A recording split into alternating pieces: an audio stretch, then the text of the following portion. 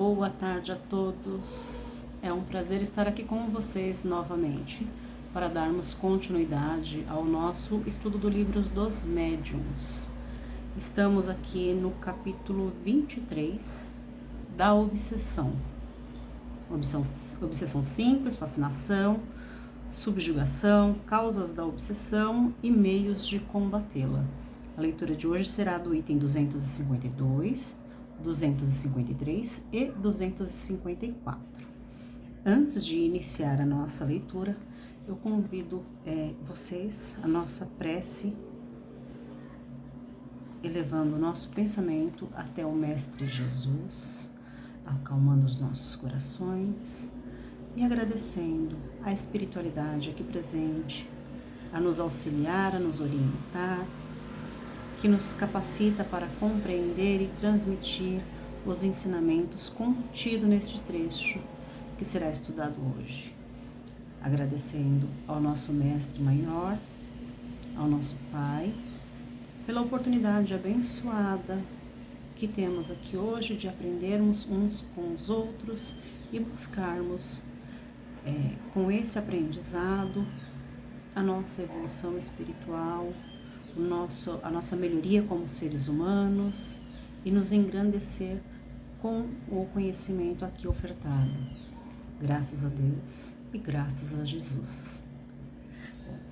Vamos lá então? O item 252. As imperfeições morais do obsedado são frequentemente um obstáculo à sua libertação. Eis um notável exemplo que pode servir para a instrução de todos. Desde alguns anos que várias irmãs vinham sendo vítimas de atos estranhos de depredação. Suas roupas eram continuamente espalhadas por todos os cantos da casa e até mesmo pelo telhado. Eram rasgadas, cortadas e crivadas de furos, por mais cuidados que tivessem em guardá-las sob chaves. Essas senhoras, isoladas numa pequena cidade provinciana, jamais tinham ouvido falar do espiritismo. A primeira ideia que tiveram foi, naturalmente, a de estarem sendo vítimas de brincadeira de mau gosto. Mas a persistência dos fatos e as precauções que tomavam afastavam essa ideia. Só muito tempo depois, graças a algumas indicações, acharam que deveriam dirigir-se a nós procurando saber a causa desses transtornos e os meios, se possível, de lhe dar um fim. A causa estava bem clara, mas o remédio era mais difícil. O espírito que assim se manifestava era evidentemente malfazejo. Mostrou-se na evocação de grande perversidade, inacessível aos bons sentimentos. A prece, porém, parecia exercer sobre ele uma boa influência. Mas após algum tempo de descanso, as depredações recomeçaram. Eis a respeito o conselho dado por um espírito superior. O que essas senhoras têm de melhor a fazer é rogar aos seus espíritos protetores que não as abandonem. E eu não tenho melhor conselho a lhes dar do que o de mergulharem na própria consciência para se confessarem consigo mesmas, examinando se praticaram sempre o amor ao próximo e a caridade. Não me refiro à caridade que dá e distribui, mas à caridade da língua, porque infelizmente elas não sabem contê-la. E por outro lado, não justificam por seus atos piedosos o desejo de se livrarem de quem as atormenta. Gostam bastante de falar mal do próximo e o espírito que as obseda tira a sua desforra, porque em vida foi para elas um bode expiatório. Basta-lhes sondar a memória para logo descobrirem com quem estão lidando. Entretanto, se chegarem a melhorar, seus anjos da guarda voltarão para elas e a sua presença será suficiente para afastar o espírito mau, que se apegou sobretudo a uma delas porque o seu anjo da guarda teve de afastar-se, diante dos seus atos repreensíveis, ou dos seus maus pensamentos. O que elas precisam é de fazer preces fervorosas pelos que sofrem e, acima de tudo, praticar as virtudes que Deus recomenda a cada um segundo a sua condição. A observação de que essas palavras nos pareciam um pouco severas e que talvez se devesse abrandá-las para transmitir. O Espírito acrescentou: eu tenho a dizer isso e disse como disse. Porque as pessoas em causa acostumaram-se a pensar que não fazem nenhum mal pela língua, quando na verdade o fazem e muito. Eis porque é necessário chocar-lhe o espírito de maneira que isso lhe sirva de séria advertência. Disso resulta um ensinamento de grande alcance, o de que as imperfeições morais dão acesso aos espíritos obsessores e de que o meio mais seguro de livrar-se deles é atrair os bons pela prática do bem. Os espíritos bons são naturalmente mais poderosos que os maus e basta a sua vontade para os afastar, mas assistem apenas que os ajudam por meio dos esforços que fazem para se melhorarem.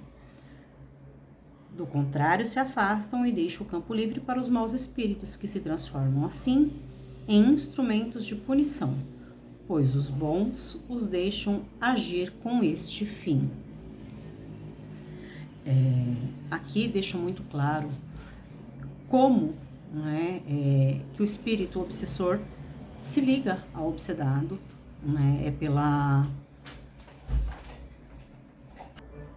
Desculpem a interrupção, mas prosseguindo, essa ligação se dá pela energia que nós emitimos, pelo nosso padrão vibratório.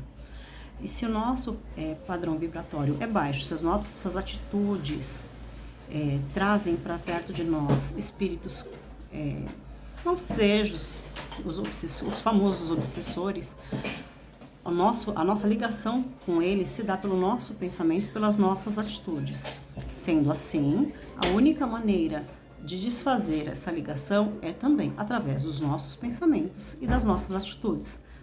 Aqui temos um exemplo muito claro disso. Essas irmãs tinham um obsessor por conta do mau hábito de falar da vida alheia, de maldar a vida alheia. E como consequência, esse obsessor estava ali brincando com elas, perturbando-as constantemente, ao ponto que o mentor espiritual de uma delas havia se afastado justamente pelo mau hábito dela dos pensamentos e de falar mal dos outros, de maltratar as pessoas através da língua, dando espaço para esse obsessor. Quando seu mentor espiritual se afasta, porque você não ouve, porque você decidiu seguir um outro caminho que não do bem, ele vai se afastar e nesse local que vai ficar vazio, é sempre um espírito zombeteiro, um espírito inferior que vai se aproximar e tomar o seu lugar. Então, a maneira mais eficaz de acabar com uma obsessão é a reforma íntima. É quando nós decidimos mudar o nosso comportamento, o nosso padrão vibratório e refazer os nossos passos, reconhecer os erros cometidos e a busca constante pela mudança. O item 253. Mas é necessário evitar atribuir à ação direta dos espíritos todas as nossas contrariedades, que, em geral, são consequências da nossa própria incúria ou imprevidência. Certo dia, um lavrador nos mandou escrever que há 12 anos todas as desgraças caíam sobre os seus animais. Ora morriam as vacas e deixavam de dar leite. Ora morriam os cavalos, os carneiros ou os porcos. Fez muitas novenas que não remediaram o mal, e mesmo se dando com as missas que mandou rezar e com os exorcismos que mandou fazer, acreditou então que, segundo as superstições do campo, que havia feito algum mal para os seus animais, julgando-se, sem dúvida, com maior poder de conjurar que o padre da sua aldeia pediu-nos conselho. Eis a resposta que obtivemos. A mortalidade ou as doenças dos animais desse homem provendo seus currais infectados que ele não manda limpar porque isso custa. Também aí um ponto muito importante, que é não atribuir todos os problemas da nossa vida à obsessão e aos espíritos, né? Temos também o hábito, quando eu digo nós temos, assim, porque eu me incluo nisso também, nós temos o hábito de usar a obsessão em algumas vezes como muleta para os nossos erros. Erros esses que, se fôssemos mais precavidos, não aconteceriam. Então, muita coisa ruim que nos acontece não tem nada a ver com a obsessão. Tem a ver com os erros que nós cometemos. Como esse exemplo do fazendeiro, com muitos animais morrendo, ora por uma doença, ora por outro, e ele achando que era maldição, que era perseguição, que era espiritual, buscou de todas as formas, exorcismos, novenas, missas, nada resolvia, porque era muito simples. Os animais dele estavam infectados pela falta de higiene dele com esses animais. E por quê? Pela avareza, porque ele não queria pagar para que o local onde esses animais estavam alojados fossem desinfetados.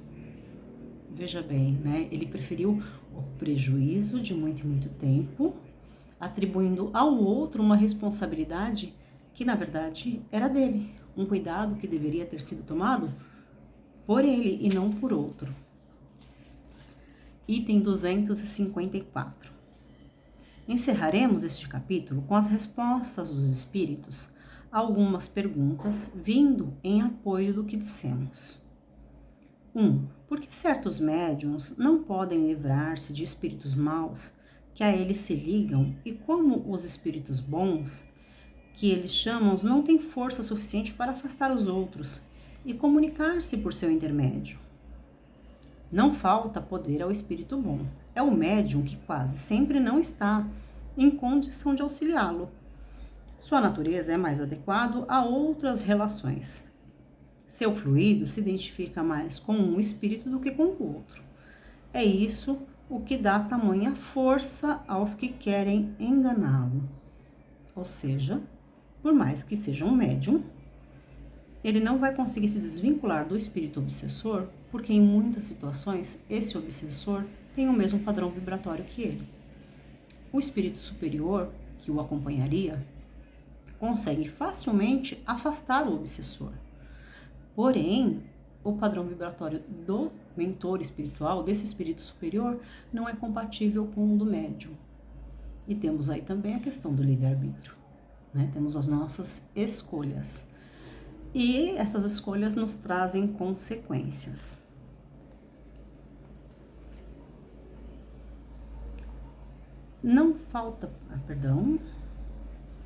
Parece-nos, entretanto, que há pessoas bastante meritórias, de moralidade irrepreensível e, não obstante, impedidas de comunicar-se com os espíritos bons. Não é uma prova. E quem te pode dizer que não trazem o coração um tanto machucado de mal? Que o orgulho não controla um pouco essa aparência de bondade? Essas provas revelam ao obsedado a sua fraqueza e devem incliná-lo para a humildade. Há alguém na terra que se possa dizer perfeito? Aquele mesmo que tem todas as aparências da virtude pode ter ainda muitos defeitos ocultos.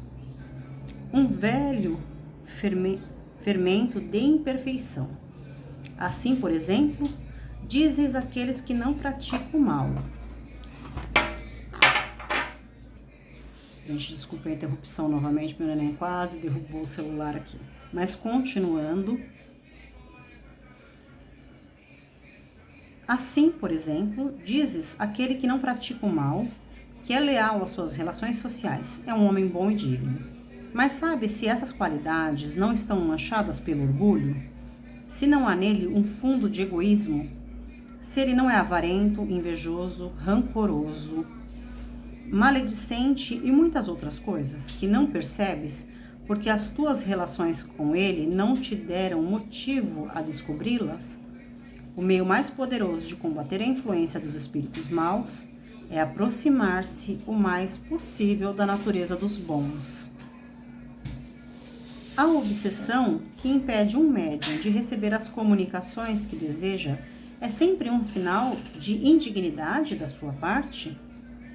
Eu não disse que se trata de um sinal de indignidade, mas que pode haver obstáculos a certas comunicações. Ele deve empenhar-se em vencer os obstáculos que estão nele mesmo. Sem isso, suas preces e suas súplicas nada farão. Não basta um doente dizer ao médico: dá-me a saúde, quero passar bem. O médico nada pode se o doente não faz o necessário. A privação de comunicar-se com certos espíritos seria uma espécie de punição? Em certos casos, pode ser uma verdadeira punição, como a possibilidade de comunicar-se com eles é uma recompensa que deves procurar merecer. Não se pode também combater a influência dos maus espíritos orientando-os moralmente?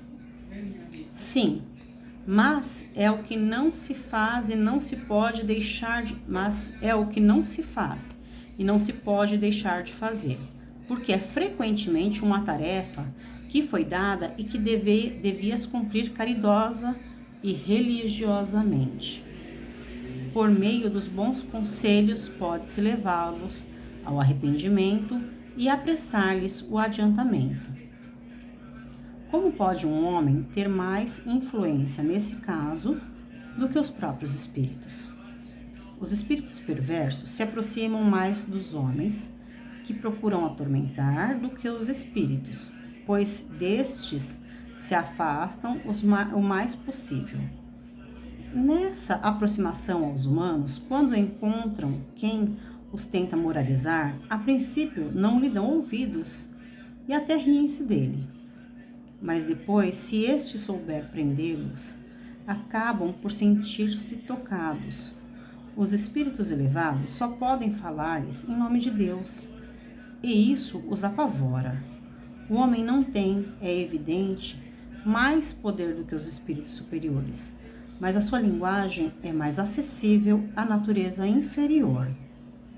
E vendo a influência que podem exercer os espíritos inferiores, compreende melhor a solidariedade entre o céu e a terra. Além disso, o ascendente que o homem pode ter sobre os espíritos está na razão da sua superioridade moral. Ele não domina os espíritos superiores, nem mesmo os que sem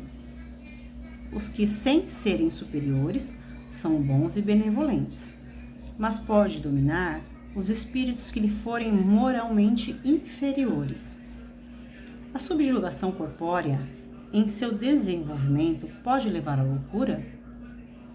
Sim, a uma espécie de loucura cuja causa é a consequência desconhecida do mundo, mas que não tem relação com a loucura ordinária. Entre os que são tratados como loucos, há muitos que são apenas subjugados.